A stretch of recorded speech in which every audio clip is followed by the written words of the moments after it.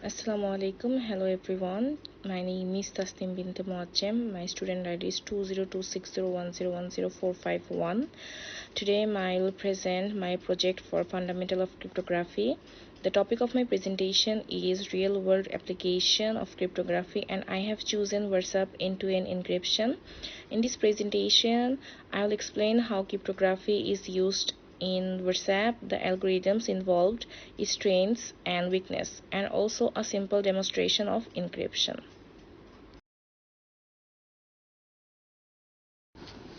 Before discussing WhatsApp, it is important to understand what cryptography actually means. Cryptography is the science of protecting information by converting relatable data into a secure form so that other persons can't easily read it. It helps prevent unauthorized people from accessing or changing information that's important. Cryptography is used in real-life systems such as online banking, websites, digital payments, and messaging applications. The main goal of cryptography are confidentiality, integrity, authentication, and non-reproduction. This means keeping information private, making sure that it is not altered, or verifying its identity, and preventing denial of actions so that other people can't easily misuse this. For this project, I selected WhatsApp as my real-world cryptographic application. I choose WhatsApp because it is one of the most popular messaging applications used worldwide.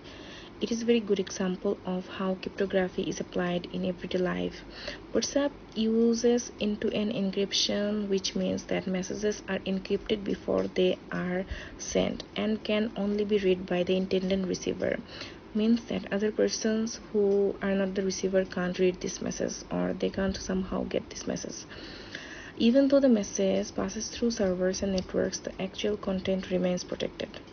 That is why WhatsApp is practical and easy to understand example of modern cryptography.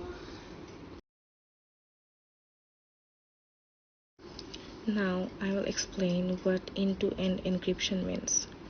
In end-to-end encryption, the message is encrypted on the sender's device before it is sent. The encrypted message travels through the internet and server, but only the receiver's device can decrypt and read it. This means no outsider, hacker, internet provider, or even the messaging server can easily see the original message or the content. This type of encryption is very important for privacy and secure communication. Through this, a person of outsiders or anyone can't even read your text or the messages or the calls, whatever you have sent to the receiver. Only the person you want can read or see the messages that you want them to see. In WhatsApp, the protection is used not only for text messages but also for voice calls, photos, videos, and also documents. End-to-end encryption is designed so that only the communicating users can read the message's content, not the platform in the middle. WhatsApp uses multiple cryptographic methods to provide strong security. The first one is AES 256. AES is a symmetric encryption algorithm used to encrypt message content. This means it transforms readable text into unreadable ciphertext. This is how other people can't read your original text. The second one is elliptic curve cryptography, or ECC. This is used for secure key exchange between users. The third method is SHA-256, which is hashing algorithm. Hashing helps verifying that the message or data has not been changed during transmission. WhatsApp also uses digital signatures nowadays to help verify the identity and authenticity of communication. Together, these cryptographic techniques create a strong, secure system. AES is a standardized symmetric cipher used to protect electronic data, and SHA-256 is a hash function used to detect whether the data has changed or not. So this is how the encryption actually works, and WhatsApp encryption is used by this. And this way, not other people or the one who are third party can't even read your text or can't even read your calls or messages.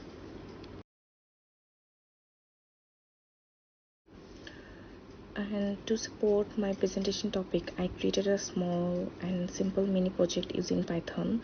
This project simulates the idea of securing messaging, which is similar to the concept used in WhatsApp end-to-end encryption. This message is first created by the sender, then encrypted, and then finally decrypted by the receiver. This helps demonstrate the basic principle of cryptographic communication.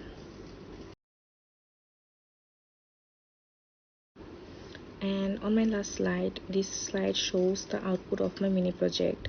The sender's original message was hello. After encryption, the message became KHOOR core. Then the receiver decrypts the encrypted message and gets back the original message hello. This demonstrates how encryption and decryption help secure communication. So if we talk like that, this is how it works, and the end-to-end encryption of WhatsApp works. So I have covered this part of my presentation. From the next part, my partner, my teammate, he will do the next. Thank you. In this presentation, I will talk about how WhatsApp encryption works. When we send a message on WhatsApp, many things happen in background very quickly. First, the sender types a message. Before sending the message is automatically changed into a secret code. This process is called encryption. WhatsApp uses strong methods like AES to do this.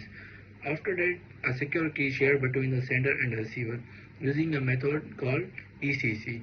This key is very important because it is used to lock and unlock the messages. Then the encryption message is sent through WhatsApp server, but the server can't read the message because it is read in coded form. The server only helps to send the message from one person to another. When the message reaches the server, it is changed back into normal text using the correct key. This is called decryption. So only the sender and receiver can read the messages. This makes communication private, safe, and secure.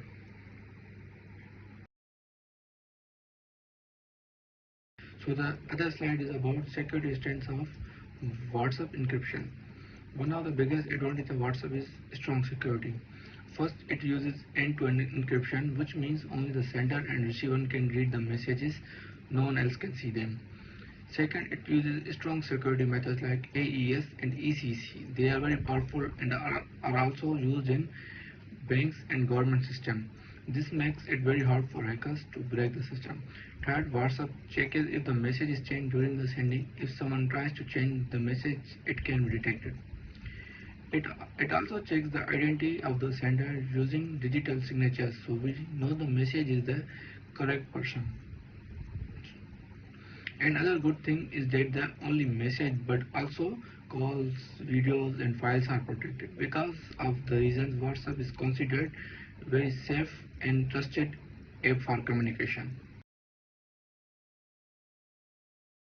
So this is about the WhatsApp security weakness and limitation. Even though WhatsApp is very secure, it also has some problems. First, it can still collect metadata.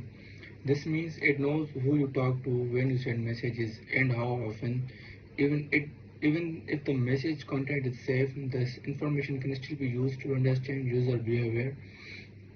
Second, cloud backups can be risky. If you save your chats on Google Drive or iCloud, they may not be protected in the same way.